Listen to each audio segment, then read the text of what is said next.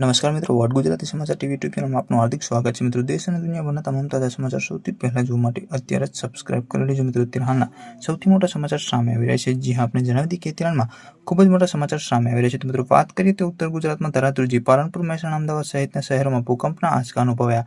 પાટણથી 13 kilometre દૂર આવેલી એપિસેન્ટરમાં ભૂકંપના આંચકા અનુભવાયા છે. મિત્રો, વાત કરીએ તો ઉત્તર ગુજરાતમાં ફરી ધરાતુરજી હોવાના અહેવાલ સામે આવી રહ્યો છે. જ્યારે ઉત્તર ગુજરાતમાં અનેક ભાગોમાં ભૂકંપના આંચકા અનુભવાયા છે. મિત્રો, 4.2ની તીવ્રતાના ભયંકર આંચકાથી પાટણ, પાલનપુર, મહેસાણા, અમદાવાદ સહિતના શહેરોમાં અનુભવાયા હતા, જેનું પાટણથી 13 કિલોમીટર દૂર કેન્દ્રબિંદુ જોવા મળ્યું હતું. મિત્રો, રાત્રે 10:16 ભૂકંપના આંચકા અનુભવાયા હતા. વધુ માહિતી મુજબ આપણે જણાવી કે મહેસાણા જિલ્લામાં પણ લોકોનો આંચકો અનુભવાયા છે. મિત્રો, મહેસાણા જિલ્લામાં પણ રાત્રે 10:35 અરસાના ભૂકંપના આંચકા અનુભવાયા હતા, જેમાં ખેરાલુ ખાતે પણ ભૂકંપના આંચકા આવ્યા હોવાનું સમાચાર સામે આવી રહ્યા છે. ત્યારે મહેસાણા, પાટણ, બનાસકાંઠા, સુરેન્દ્રનગર જિલ્લાના પણ ભૂકંપના આંચકા અનુભવાયા હતા.